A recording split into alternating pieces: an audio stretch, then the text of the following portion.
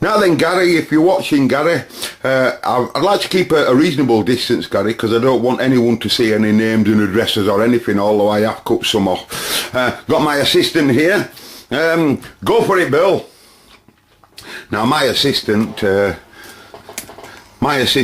is experienced at this sort of thing. Come on, we haven't got all day. Very common these for going round and round and round, Peter, of these controls. On this model, but they're all good, they feel alright. How many bands have we got? 1, 2, 3. It's only a 3-band animal. Anyway, my mate's got to get going now, aren't you? Or very soon, so yes. I'll stop camera. I just wanted to my mate to help me opening it up. So thanks to my mate there. Now then, everybody, again. That's my mate there opening the box.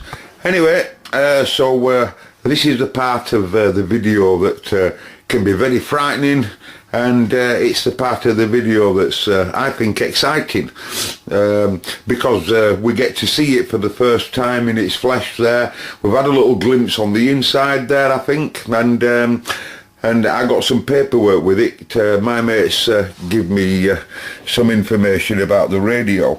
Okay, so hi Mark, please find enclosed the Cobra 148 that I asked you to look at for me. It won't power up at all. Sure, that's probably just the start of the problems. Aha, aha, aha. I've seen your videos on other radios that you have repaired in the past, so I know you will do a great job. What a disillusioned person you are, Gary. Right, to be honest, if you have time, it would be nice if you could go through the whole radio as if you were restoring it yourself. Now, wouldn't that make a great video, he says. Well, do you realise, Gary, do you realise how long I actually take? So, I'll be having this Cobra now for, what, it was 213. Give us a shout, Gary, give us a shout in 2029. And I should have it working by then. But still, you'll have to wait another 32 years for its full restoration. No, seriously, right, Gary, I'll do my best to get it going. But I'll tell you for why. You know, when you say a full restoration like that, is because I've said this before. A full restoration would obviously be the old cabinets and everything. You know, and you know, you can't get these new cabinets today. So you know. I'll leave the Tauble and Dean up to you. I'll leave, of course, the front basil and all that, and I'll just electrically, and I'm sure that's what you probably mean anyway, because you can just buy a kit for it, as you know, and you could tidy it up that way at all. But rather than restoring out like that, we'll just be working on the inside of the animal. When you say restoration, when they strip a train down or something like that, it's nut and bolt carry on, isn't it? But we're not going to do nut and bolt, Gary. You don't want us to go down the nut and bolt road, do you? Every resistor and every capacitor. Let's get them all out of there, lay them all over bench. What are you on about, Gary, eh? A Cobraman restoration? All right, then just fix it, he says. Just fix it. Right, we will. Let's have a look at it. First of all, Gary says it. Let's have a look at this backside. Let's have a look at this backside where all the print is on the animal, and let's have a look at it in reasonable detail. A magnifier 227. Let's see if we can get you here today. Look reasonable, don't they, ladies and gents? Now then, you heard what the customer said. So we'll call him the customer for today. He said that it won't power up. It won't power up. So looking in the PLL area here. Hello, Bill. What are you doing, I wonder? You look like some type of chip, perhaps. Only a guess. But judging by the wiring, they're only going to the program pins there. Just please, do you mind magnifying glass, if you don't mind? and then 2 wires go out, but they don't connect there, they go through the holes. So they're just using them holes to get the wires through to the other side. They're breaking through to the other side. They're breaking through to the other side. Right, so the wires that's there, looking at the program pins there, right, what they've done there, that's not a chip, ladies and gentlemen. That can't be a chip. It can't be a chip. It can't be a chip. Tell you what that is, ladies and gentlemen.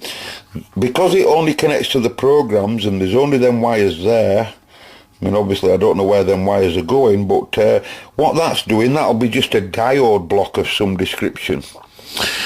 Because they're only going to program pins that call up super low band and super high band, because of where they actually connect to them pins there and there at this side.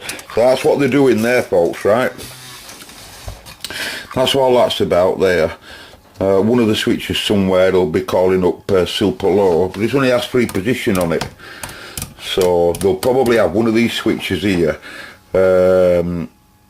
moving common supply front band switch, you know, to this diode group, and probably one of these wires, quite common, will be calling up super high when you give it an 8-volt supply, and when you switch it onto other band or whatever, it'll be calling up this green supply, just powering up a group of diodes probably in here that's calling up direct binary to call it up onto super low or super high. And when you switch back or whatever, it'll probably just go to low, mid and high, something similar to that.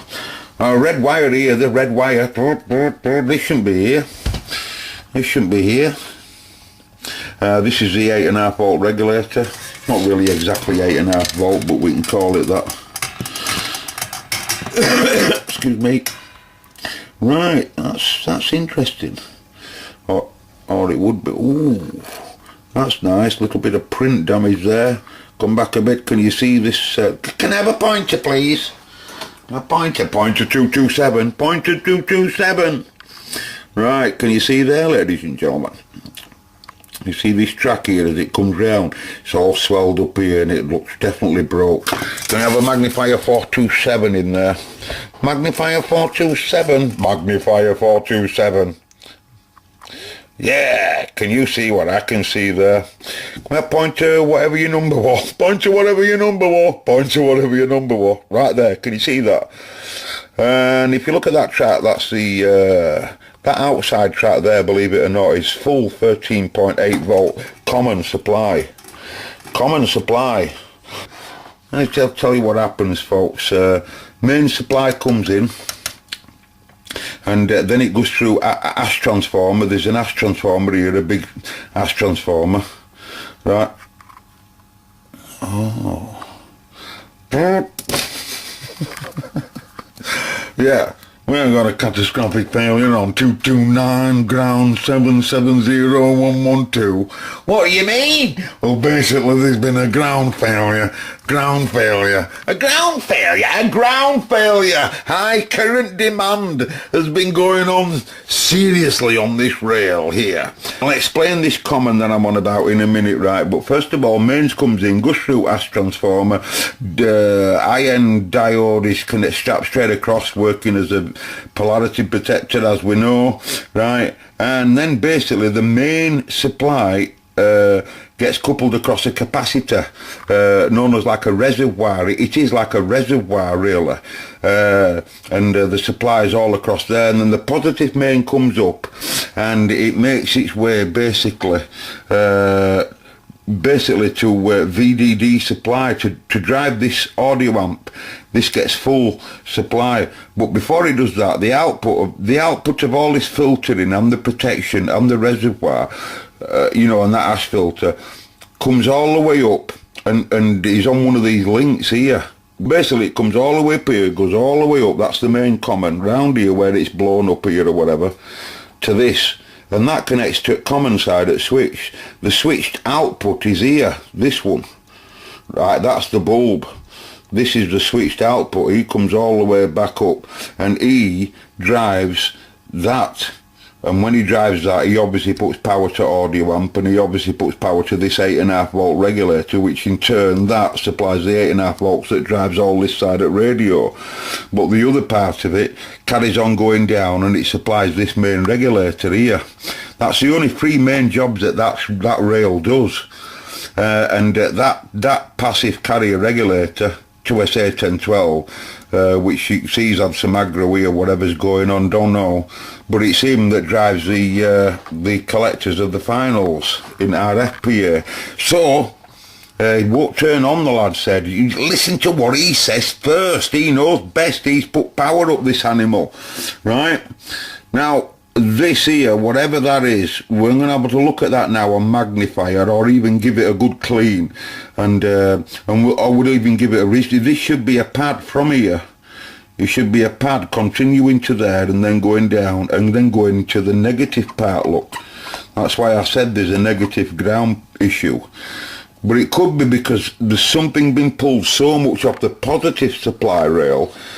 One of the sides has to give, whether it be positive or negative.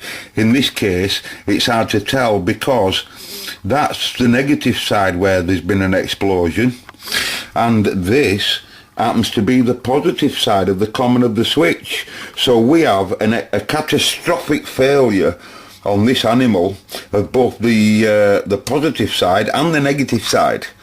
So I'm sorry for babbling on, but you are in the assessment period, and this takes time. And if those of you want to learn about fault finding, this is just as slow as it is in some cases. Certainly when you're making a video anyway. But you know what it says there? I'm sure it leads to what you but probably just the start of your problem. Ha ha ha ha ha. He said that, didn't he? Right. Oh, well, I don't think he'll be wrong. But I do think, Gary, seriously, it'll make a nice radio bit. Look at it. Oops, sorry.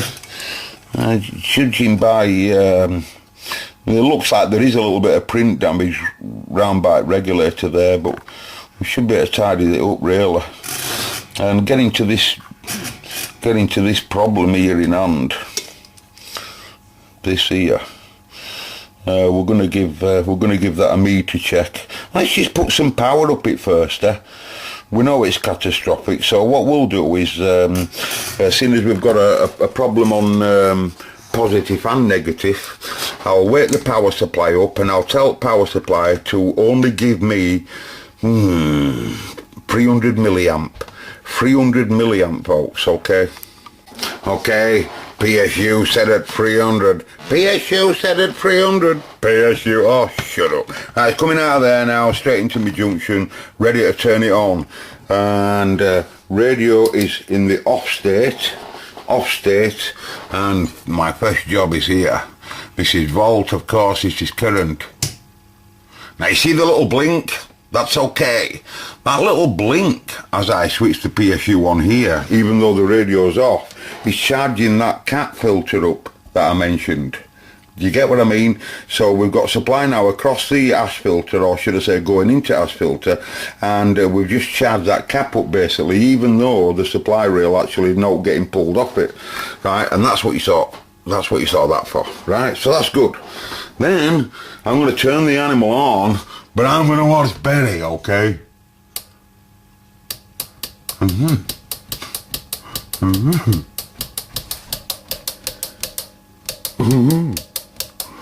No current demand whatsoever.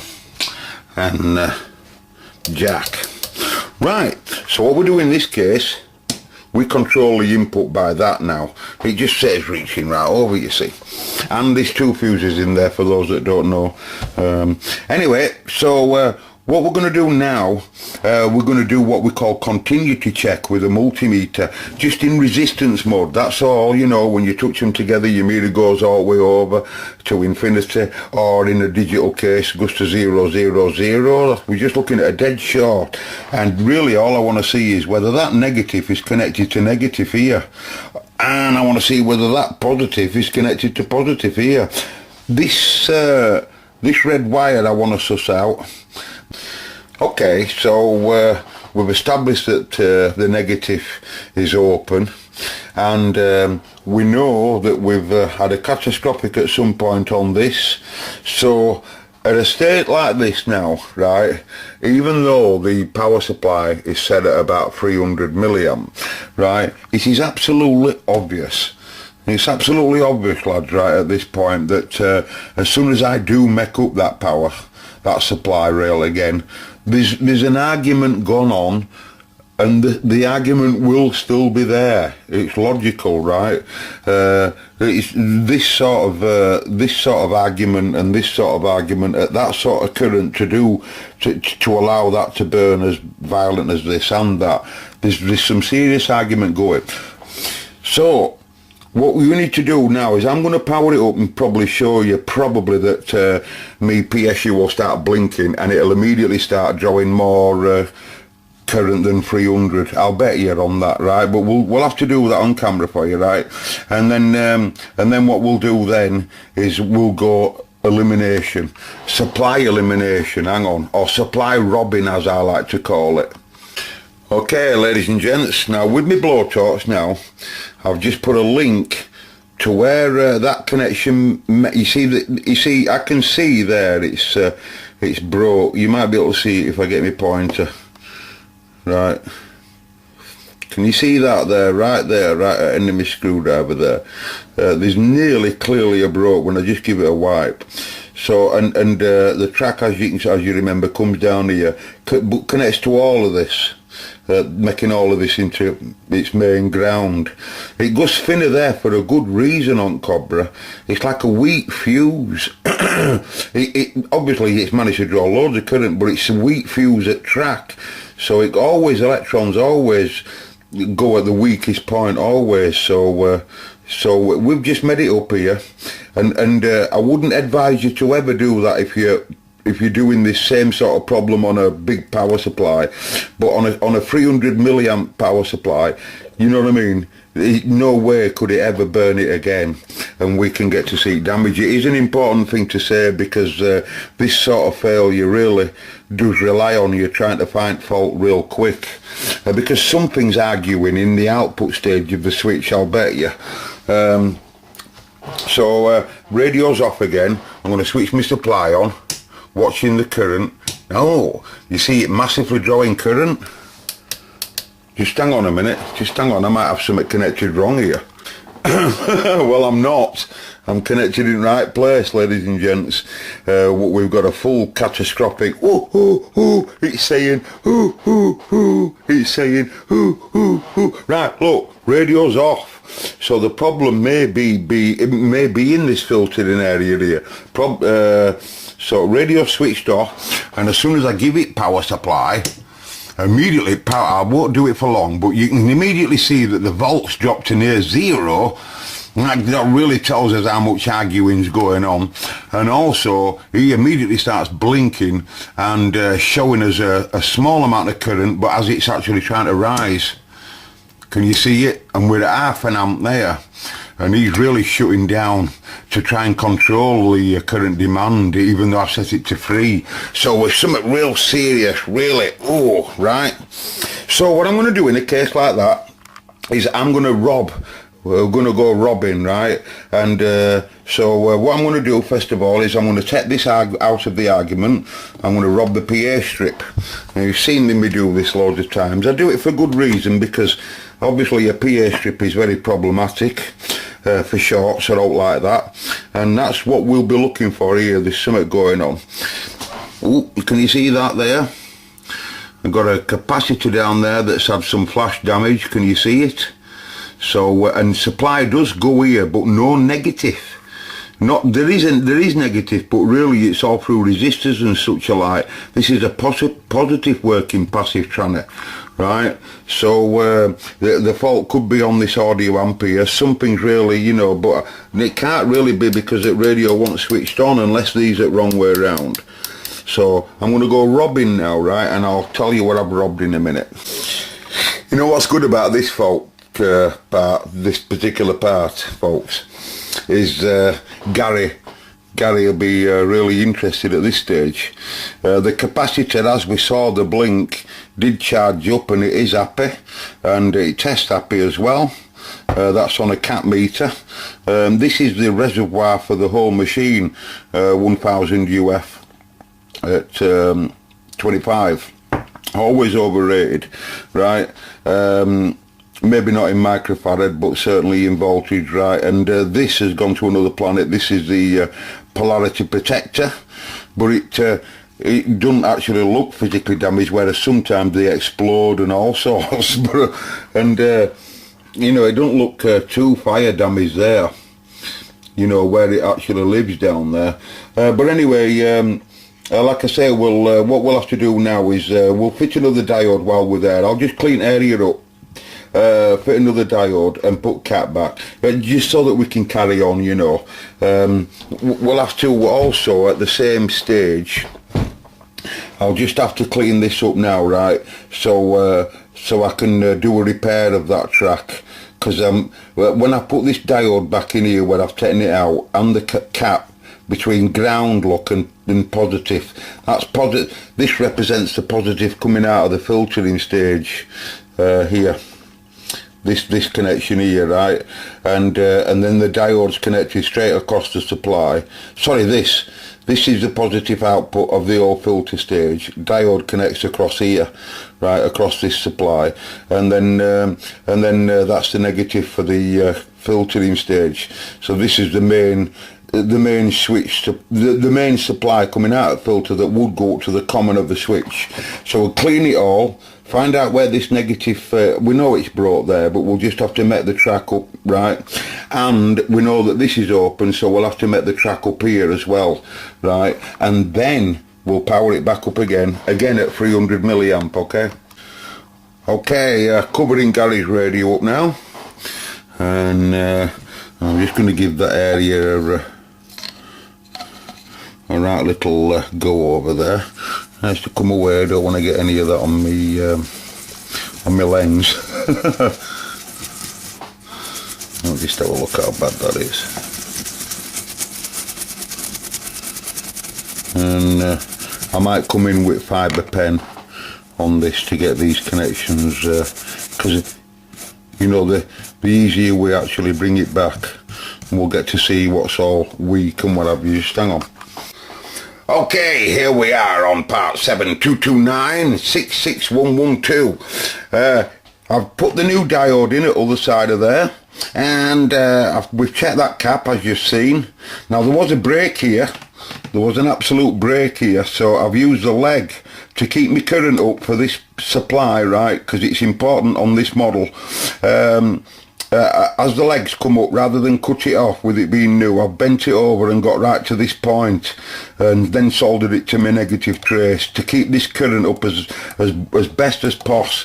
This model, for those that don't know, is very easy to wobble and swag, and the power supply area is a very good area to be looking when that's happening in the mains before the filtering stage, as well as other problems that can happen in PA, you know, but it's one issue. Now this radio's had catastrophic failure, as we know, of the supply, but so I've made that up now. In other words, we've repaired the negative part of the circuit, but the positive part of the circuit, which is here, which has exploded, is in the source. There's 3 pins here mainly, right? There's 3 pins, right? And this one on the left hand side is the source, the middle one is the switched output, and the other one at the end here is the lamp supply. It has its own, it's just basically a resistor. All it is just a resistor, that's all, that's connected from the switched output, right? But because the explosions happened on the source of the switch, right, and it's happened there, you know, chances are we've got some catastrophic high failure of some of the high rails rather than the low, rather than after the TXRX switching. So bias board out, right? And now what I'm going to do is I'm just going to temporarily bridge this area across by getting a positive from here. This is 8.5 volt source regulator, this, and this pin's positive supply input from the source switch, and then with a link that goes across, right, and feeds the audio amplifier, and then of course all this lot gets supplied as well, all at the same time. This in turn, the passive carrier modulator regulator, is, as I've said before, powering all this up. So without the bias board now, right, we robbed that. And what we're going to do now is we're going to temporarily link it to get positive from here right to source at switch, because this is definitely open. I'm going to again allow power supply to run at 300 milliamp, no more. Crucial at this stage. We have to find this fault immediately, what's causing this catastrophic. And then, like I said, we're going to go robbing then. And first point of call is any one of these two guys. Either this one or this audio amp here, and one of them should stop the argument in its flow, so it tells us where we're at. We'll do that right now. Just stand by, and well, we'll power her up. Okay, ladies and gents, so now I've just put a temporary link across to, just basically linking across this. That's all I'm doing.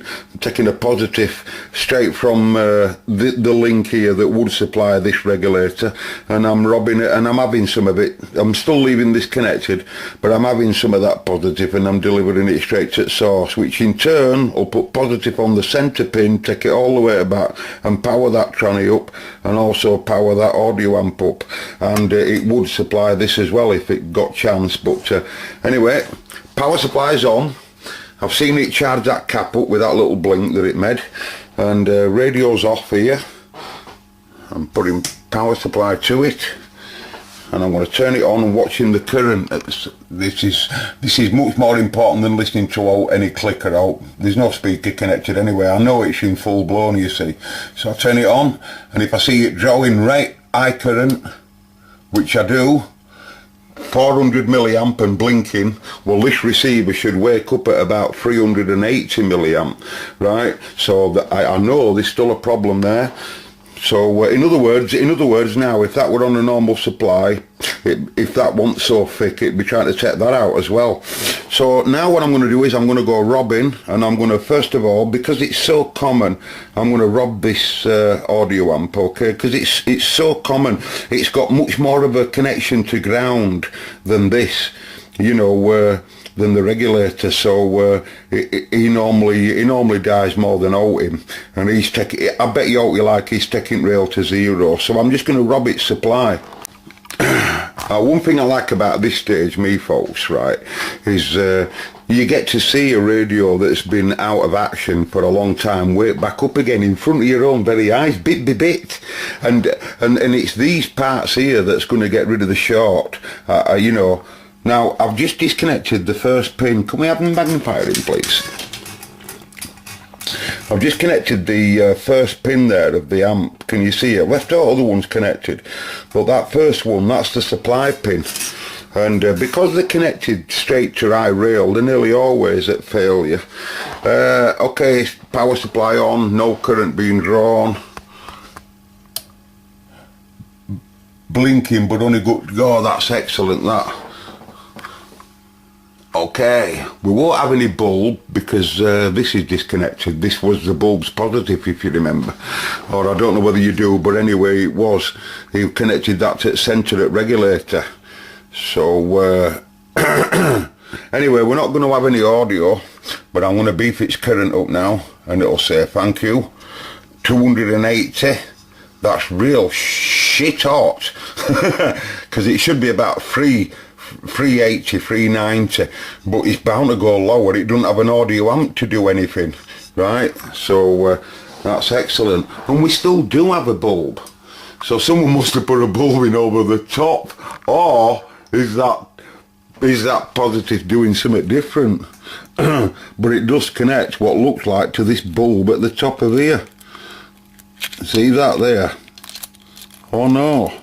So there must be, we'll find out what the positive's doing, but that's good. We'll get rid of you. We'll get rid of you for now, so you're out of the circuit. Let's get rid of you. We don't want you anywhere near. Right, so because we've got TXRX light, that is an excellent sign. That means probably TXRX switching's up and rolling. We know 8-volt regulator must be working because we've got this, and it gets all that from this supply. This as I said, runs off main supply through a resistor to ground. So what we're going to do now at this stage, yeah, we're not going to wear note coming out of the animal, but because I've got the bias board out, we don't have to worry about note like this, and literally we'll see whether it does anything as it stands right now, Gary, knowing that this is a conversion. I'll guess super low band and super high, and switching out the band switch as I said earlier. So we've got super low, low, mid, high. I don't know whether it's got alphas on, but don't know what this orange wire's here for. We'll see later. And nice to see it light up. Right then, so we can still see a hell of a lot now of the radio coming back to life bit by bit. We don't, for those of you that's just come on my videos, we don't even think about tidying the animal up at all. I'm not interested in tidying it up or getting rid of any conversions at this stage, you know. All I'm interested in doing is waking it up. And as it actually is, yes, it does have alphas on. That's what that is there. That resistor connected to JP54 is just a pull down resistor, and it's connecting to one of the program pins. Sorry, one of the program input pins of the LSB pin. The LSB pin. LSB? We're not on about side bands or USB. LSB. Lowest significant bit, and what that wire's doing is controlling whether it be a high or a low, and taking control of whatever's on that pin and swapping it around, very much like an inverter, except it's doing it digitally, like an inverter, with you know, two outputs, one high or one low, simply that, and that's all that's doing. So if the binary leaves it, for example, on 19, channel 19, and you want to go up 10 kcs, let's just say it's a high normally, that pin, this will make it into a low by getting rid of its supply and making it low. It's hard to explain for those that don't know, but basically that's all it's doing. It's controlling whether it be a higher and a low, and making it jump up 10 kcs everywhere it goes. So no matter what channel it's on, you flick that split switch and it'll go up 10. Right, so what we'll do now, I might as well inject a signal in using Frida just to see if anything is up and rolling and we can see any signals. That's what my mate would like to see right now. We're not going to hear out. Don't have to worry about connecting a speaker to the back, because we don't have to worry about AF dissipation into an 8 ohm load, because its AFPA's died.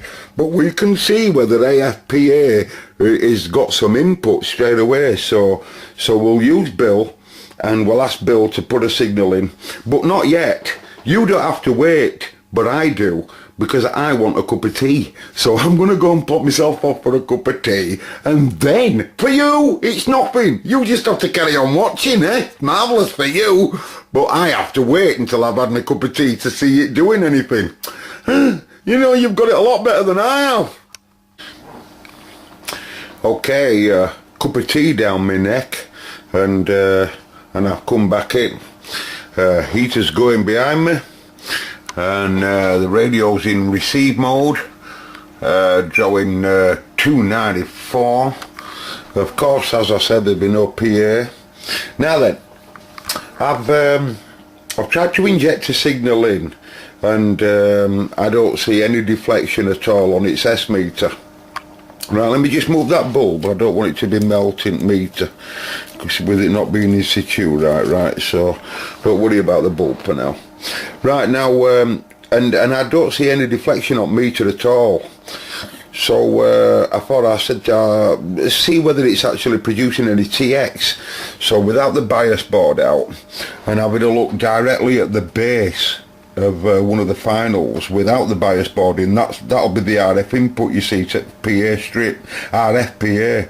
So I've taken a sniff off, and I've had a look with my cone is in hold at the moment, so it's just holding what I was seeing, and it did produce a signal with 1 milliwatt there at that point, and on 27,183, nearly 184, which I'm very obviously happy at that.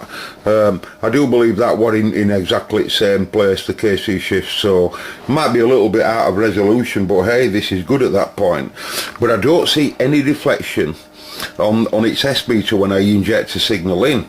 So I mean, of course I could go signal tracing at this point, but you know, you know, without having an AF amp, you know, you can easily hear what it's doing in many ways, but we don't have that, so I thought I'd just ask Scope to have a look and look at the audio input pin to the PA, and there's no Scope activity. He says there's no audio coming down here.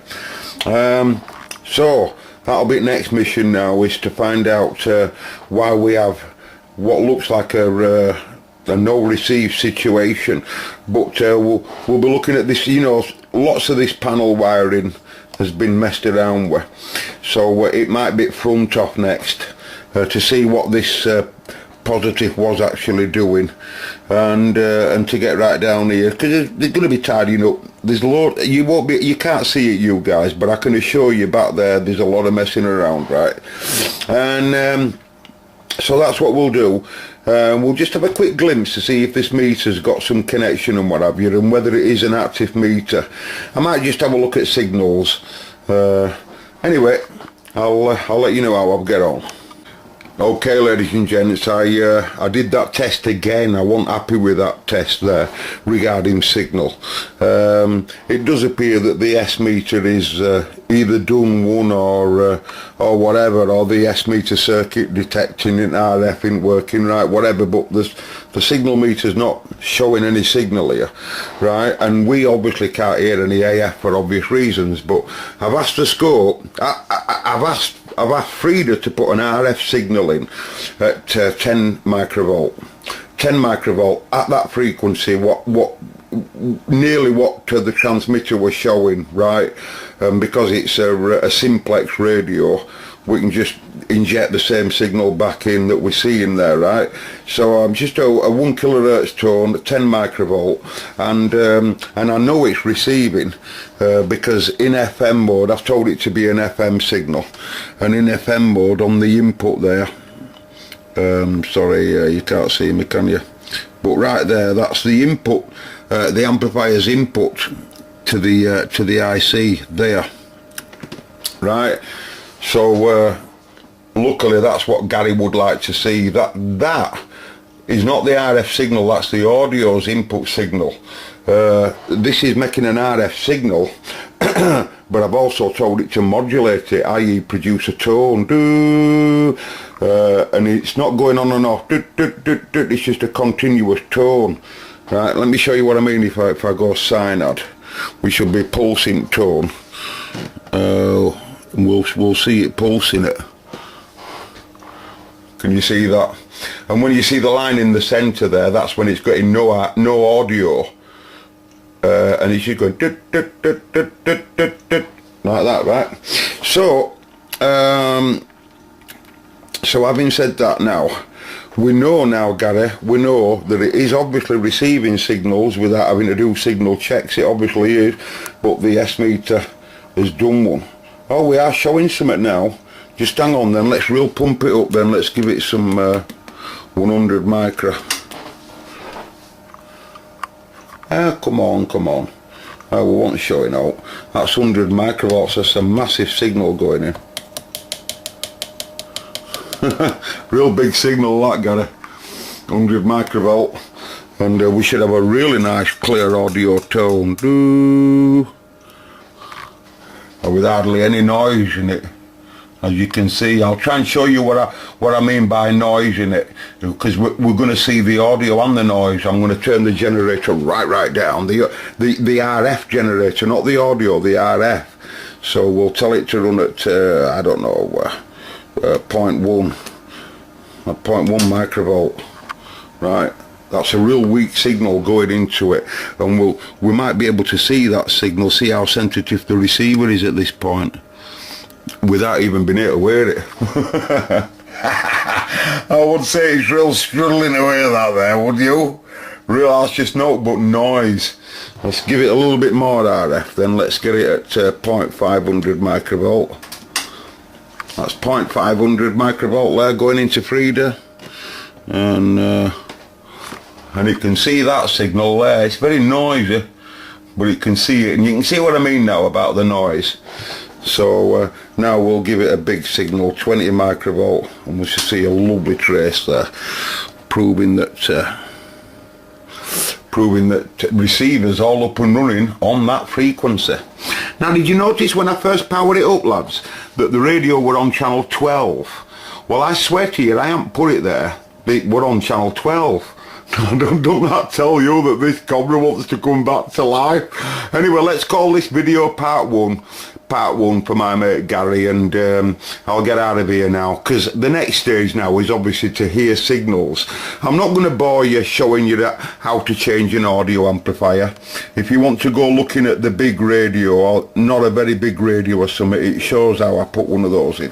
So I'll put an audio amp in, you see, and then we'll be aware something that it's actually doing, rather than using Tracy or Betty. Alright, so all that's been writing, Neil and everybody else, it's nice here.